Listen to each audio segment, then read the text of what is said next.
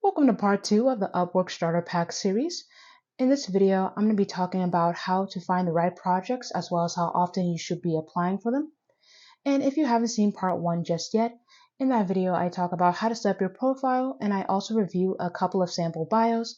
So if you haven't seen that one just yet, I will leave a link to it in the description below.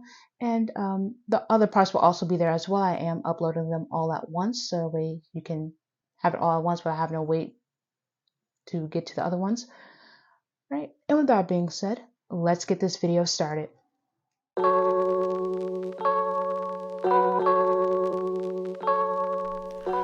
Right, and for part 2, we're going to be starting in Upwork's job board.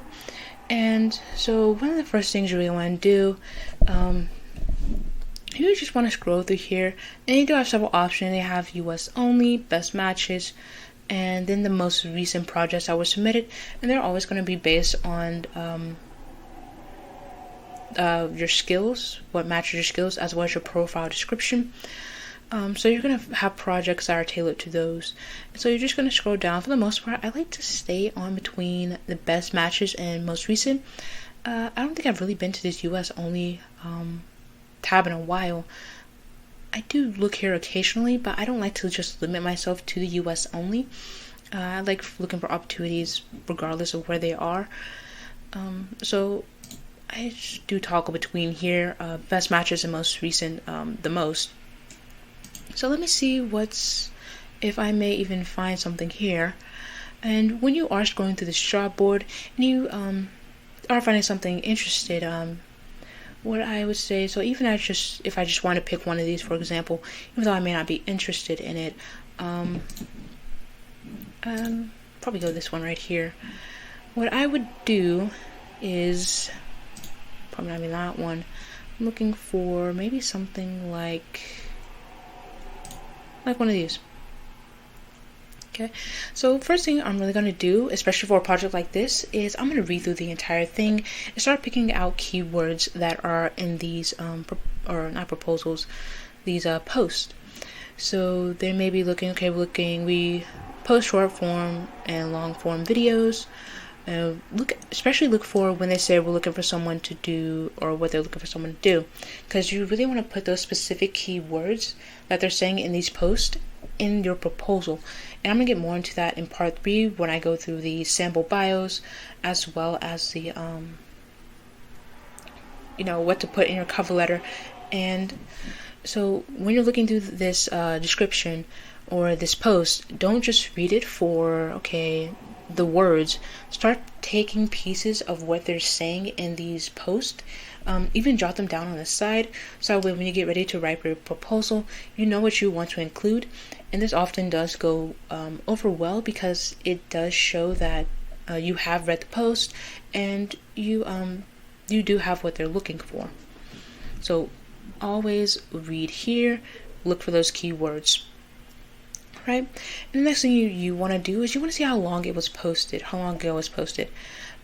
Because personally, I never apply to anything that has been posted for longer than 24 hours. I know some people don't do 48 to 72 hours. Rarely ever would I apply to something over 24 hours. I have done it before, but that may have been because it was a low proposal amount, like maybe there was less than 5.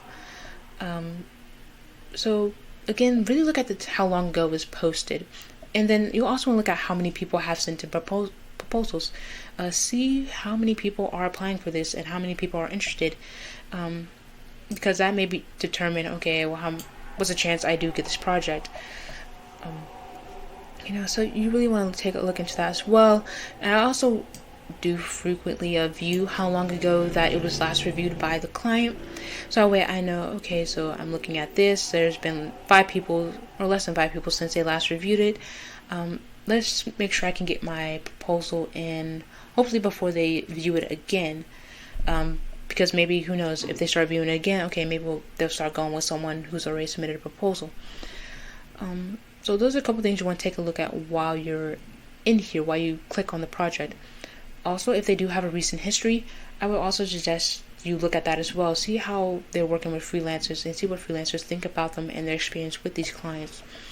because sometimes client may be offering a lot of money, and rarely ever have I had a bad experience with a client, but sometimes you just never know. Sometimes that client may not be exactly the easiest to work with. They'll even say it about the freelancers as well. So yes, just take a look at this here and see what the relationship between the freelancer and the client is for the most part. And if they even have other projects, if they have good history with the freelancers, take a look at some of these other projects as well,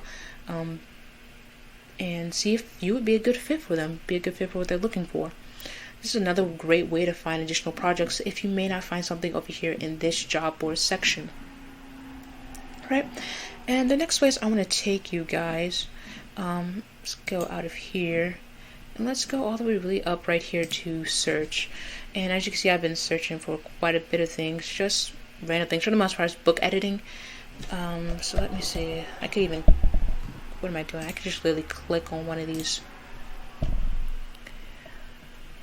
And so what you'll see, there are currently 969 jobs available. Now, not all of them are really going to be related to book editing. As you can see, this one right here is about a ghostwriter. And so if you want to just have US jobs only, you just toggle this to on. If you want to find any projects, regardless of where they are, if they're US or not, just toggle it back off. Then go over here, you'll be able to filter by several things. Again, experience level, proposal number, client info, and a bunch of other categories as well. So if you're looking for specific projects that you like to work on, this will help you narrow down to those.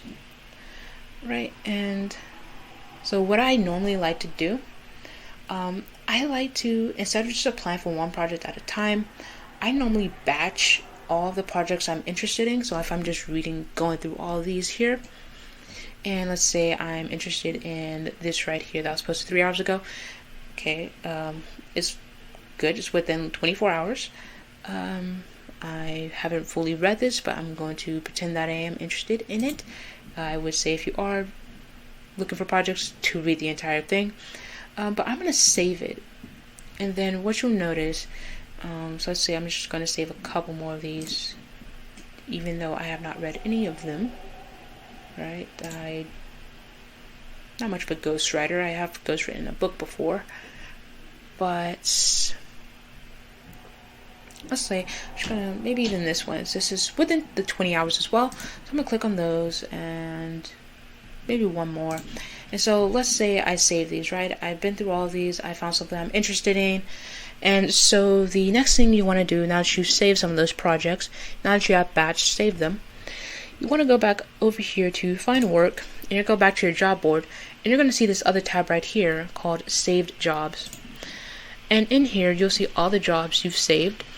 And what I like to do, since they're all in one place, now instead of me having to go, okay, where did I see that one project I was interested in? It'll all be right here in this tab. And so now I can just apply for one project, submit it, and then once that one has been applied for, go down the list and apply for another project, submit it, and just keep doing that. And so it allows you to get a lot of things done a lot more quicker and all in one sitting. So that's what I like to do: batch save and then batch apply. Right, and so for the most part, another thing I forgot to mention, I wanted to mention this earlier. When you're looking for the projects, you obviously want to look at the price, and if they're charging or paying based off of hourly or fixed. And you really also want to take a look at the level of work they're going to have you doing in these projects. I think I've seen one of these, I think, from my opinion, I think it was pretty outrageous. It was like maybe $100,000 book, or not $100,000 book, I'm sorry, a book with a word count of maybe 100,000 words or so, and they wanted someone to beta read it for $15. Now you're going to see those kind of projects on here, and if you're new and you're just trying to get some experience and even start getting some good reviews so you can have future clients look at those, you may apply to that kind of project. But again, that's a lot of work. I mean, 100,000 words for $15. If you're willing to, I guess, make that sacrifice, of your time in order to get reviews, I mean, I guess play the long game at that point, you most certainly can. So let me see if I were to. So this one's hourly right here. So let's say I was interested in that. So less than 22, a little less than 23,000 words. Right, and for the most part, it has a lot of proposals. They last looked at it 43 minutes ago. And another thing, you also want to look at how many people they are interviewing. If they haven't interviewed anyone just yet, there's still a possibility that you can still be picked for someone they want to interview, and they may be potentially interested in working with you. So I honestly, this is one of the main deciding factors in do I apply for the project or not? Are they already interviewing a lot of people? Do I really stand a chance in getting that interview? Proposals, last time I was reviewed, and mainly the how many people are being interviewed. And then you want to look at how long the project is going for as well. What I try to do in my my proposals, and you'll sometimes they'll have that option. And you'll also see that in my next video, part 3. I like to match that option. So if this says less than a month and it gives me that little drop down, and when I'm filling out the proposal, I'm going to put it for the same amount. I'm just going to match up with whatever they're saying. And even though my my cover letter may say I can get it done in 2 to 3 weeks, or it may take me a little longer, maybe like a 4 to 6 week time frame, I'm still just going to match it up. And then in my proposal, I'm going to explain my processes and how long it may take me to get it done. Client history so far, it does look good. One mid review, and they also look at other jobs, and rarely ever, well, not rarely, it happens occasionally, you'll see similar jobs on Upwork. And this is another great way, in addition to seeing other jobs by this client, you can find other projects as well if you are still having trouble seeing or finding projects in this job board. Right? And so again, finding the projects, for the most part, that seems to be the easiest part in all of this. The main challenge is how do you convey your skills and experiences in your cover letter that really shows, potential clients that you have what it takes to help them with their project and provide good and great quality work that meets their expectations. And so I'm going to get into that in part 3. I'm going to take myself out of this computer so we can end this part and get into those cover letters in the next part. Thank you guys for joining me for part 2 of the Upwork Starter Pack series. And in the next video, I'm going to go over how to write your proposal. And I'm also going to show you a couple examples of my own proposals, as well as one from another freelancer who has had success on the platform as well. And we're going to go through each of the proposals, and we're going to break it down piece by piece and compare them between mine as well as the other freelancer. Right? And if you've enjoyed this video, please hit that like and subscribe button and turn on post notifications so you can be the first to know when I upload a new video.